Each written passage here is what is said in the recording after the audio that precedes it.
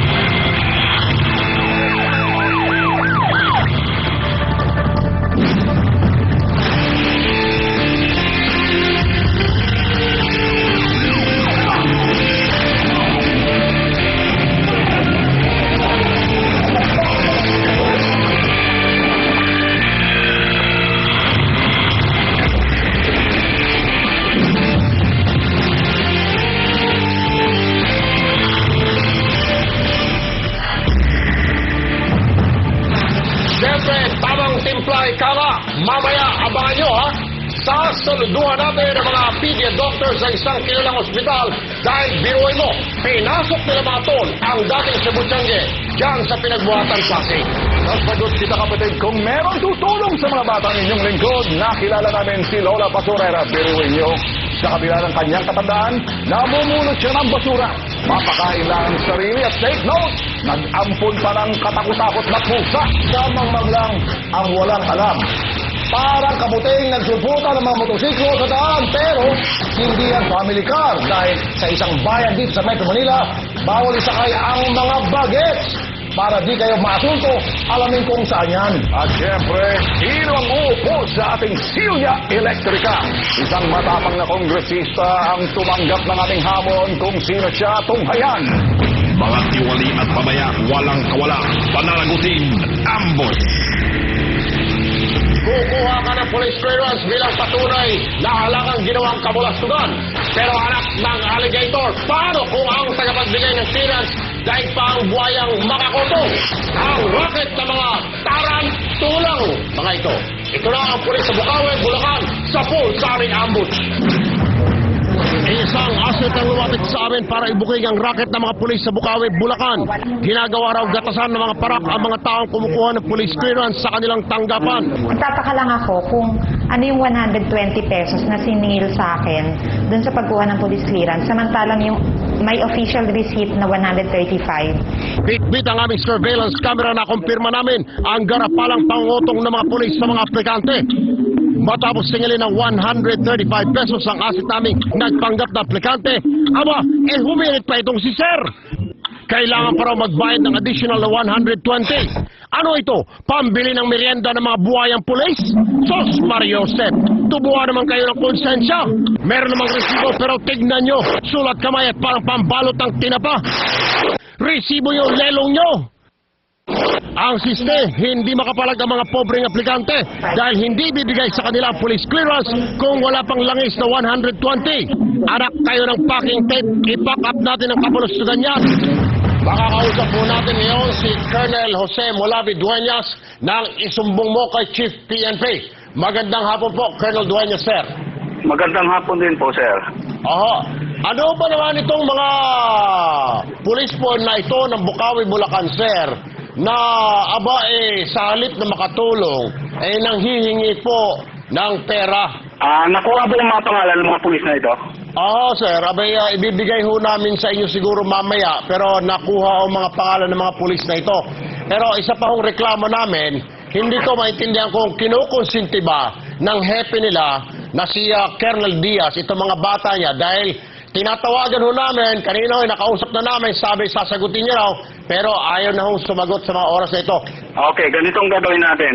total may mga pangalan kayo ng mga pulis. Ang mga pulis na sinasabi ng ngumotor, kakasuhan natin. At the same, pa-explain natin yung kanilang chief of police Opo. para tingnan natin kung may command responsibility na involved dito. Muli, Sir, Colonel Jose Molavi Dueñas, muli, maraming salamat sa inyong tulong, Sir. Mga babae at batang inaapi, may resback na kay Tol Rafi. Ito ang isang mukaw na talagang dapat makalaboso. Ang suspect, abay, abusado na, walang galang pa sa babae at manyak. Nakatut na, nambablockmail pa. Ang biktima, literal na winang tutri niya dahil sa bantalang pananakot. Pero, di mo brasi kumag sa aming resback. Ang di makuha sa santong ligawan, dinaan sa demonyong paspasan. Itong inabot ng 27 anyos na si Gina, hindi niya tunay na pangalan. Nang makilala niya ang 20 taong gulang na si Romelito Pexon noong July 2010. Ang isang gabing date, nauwi sa habang buhay na bangungot. Nag-birthday siya. Tapos biniro ko lang siya na painom ka. Biro lang naman yun. Tapos in-insist niya. Yun yung pagkakamali ko. Pinatuloy ko siya. Yun, nag-inuman kami. Nakahiga na ako, tulog na ako nun. May time na nagising ako pag hinahalikan niya ako. Tapos nagbanyo ako. Nagulat ako bakit may dugo. Chinek ko yung underwear ko. May dugo. Tapos bakit iba yung damit na suot ko? Hindi yung suot ko nung natulog ako. Dinaan sa blackmail si Gina. Kaya, ang kawalang hiya ni Romelito, maraming beses pang naulit. Meron kang nabanggit kasi sa research kanina, yung pananakot. Ano yung pananakot? I-upload daw niya yung mga pictures ko. Lagi lang yung sinasabi na sa akin alas, masisira ang buhay mo. Agad naming tinimbre ang sitwasyon sa CIDG Pampanga. Ora mismo kinasa nilang isang entrapment operation.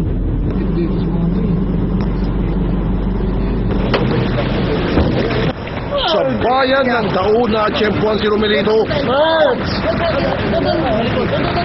Hindi siya nakapalag ng respakan ng mga otoridad.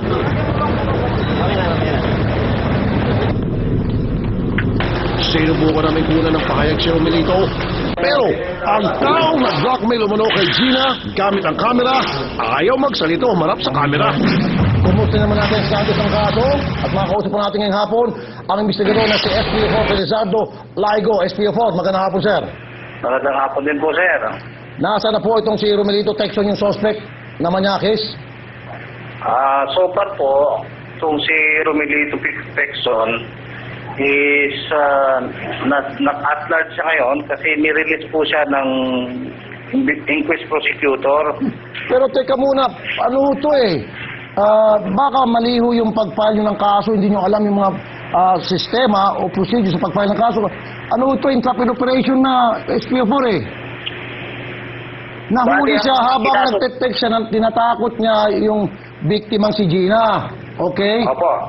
Andun yung pagte-text nila. Tapos, Opo. niyaya niya na sumama sa kanya, dahil kung hindi, ipapalabas siya sa internet yung kanyang hubot-hubot na katawan, yung kanilang pagtatalik. So that alone, meron ng kaso yun. Oo po. Baka hindi nyo alam yung mga ginagawa niyo, pagpapal ng kaso, mali. Ang kaso, ang sabi ni Piskal,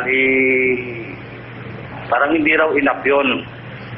Nako, baka si Piskal manyakis din. SPO4, hindi ba tinignan ng piskal man lang para makapagpiyansa to dahil doon sa ebidensya nakita sa text messages at pagbabanta na ilalantad sa internet yung mga hubot-hubad na larawan?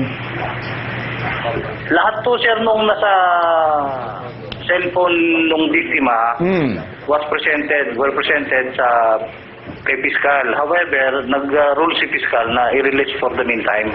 Ayun. So, but anyway, so kaya pinakawalan siya. Pero depende rin yan sa mga polis, mga tol Oo. Alam mo, kung halimbawa, yung biktima, kamag-anak ng pulis, sinisiguro ko sa inyo, kulong.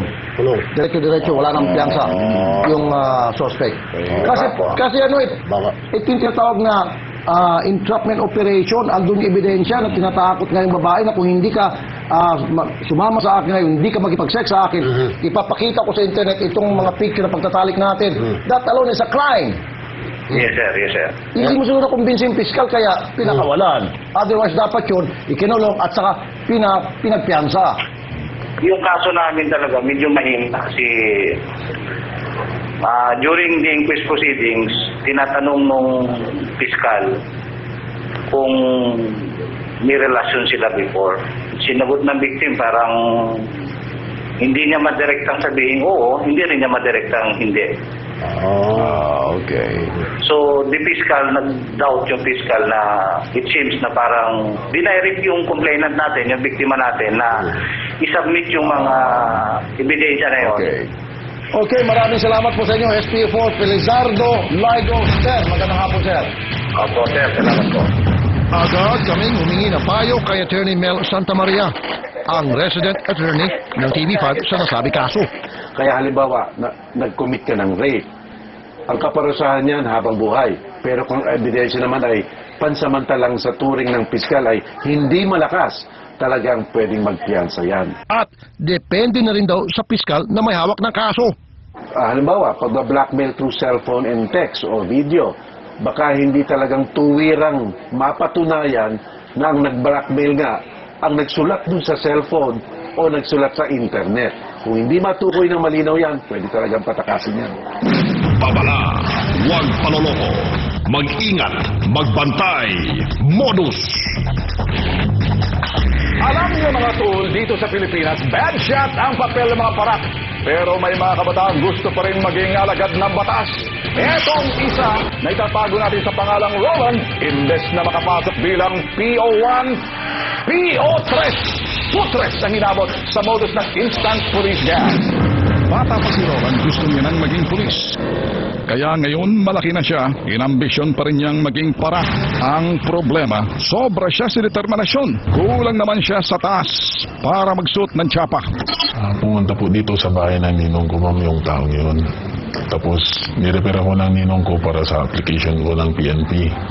Pero sinabi ng ninong ko na hindi po ako qualified kasi hindi ko po nag-meet yung requirements. Kulang po ako sa height. Pero sabi ng nakilala niyang fixer na si Erickson Santos, ang tiyapang gusto niya, katapat lang ay pera sa halagang 200,000 piso. Naniwala si Roland sa taga-Napolcom na fixer, yung pala taga-pornada ng kanyang bulsa. Bali po yung resibo namin, bali 186,000 po. Bali yun lang po yung may resibo, pero yung iba may binigay pa po akong 3,000, tapos nagpapadagdag ng 1,500, ganun, pang gasolina lang. Ang pangakong orientation, ilang petsa ng duman, namuti ng mata ni Roland. Ang tunay na pangalan ng umonse kay Roland, Lynn Flores Itan, na hindi niya makita ngayon. Si Roland, tuloy na balak magpulis sa pulis na nagpasaklolo. Yung sinasabi nila na stop up through misrepresentation. Yung misrepresentation, isa yun sa element ng panloloko. Nire-represent siya yung Napolcom para makapanloko siya ng tao. Paalala lang sa mga kapatid, wala pong shortcut ang pagiging alagad ng batas. Kaya sa mga nais maging pulis, eto ang kakailanganin upang di maguyo. 1. Authenticated birth certificate ng aplikante. 2. 21 hanggang 30 years old lamang. 3. 5'6" ang taas para sa lalaki at 5'4" naman para sa babae. 4. College graduate. 5. Civil service eligible o pasado sa Napolcom PNP entrance examination. 6. Court at prosecutor clearance. 7. NBI police and barangay clearance. 8. Kung kasal, authenticated marriage certificate, at kung may anak, authenticated birth certificate ng anak o mga anak mula sa National Statistics Office. 9. Transcript of a scholastic record with special order from CHED at authenticated diploma. Application form, Napolcom Form 1-A. Sa pagbabalik ng D3, sa bayan, bawal iangkas ang batang 7 taong gulang pababa sa motosiklo. Alamin sa mangmanglang ang walang alam. Sa sagot kita kapatid, lolang nagbabasura para mapakain ang sarili at kanyang mga alagang pusa. Sasaklolohan natin. Sasaluduan din po natin ang mga doktor ng Medical City na libreng ng gagamot sa dating pugad ng Shabu Tiangge sa Pasig.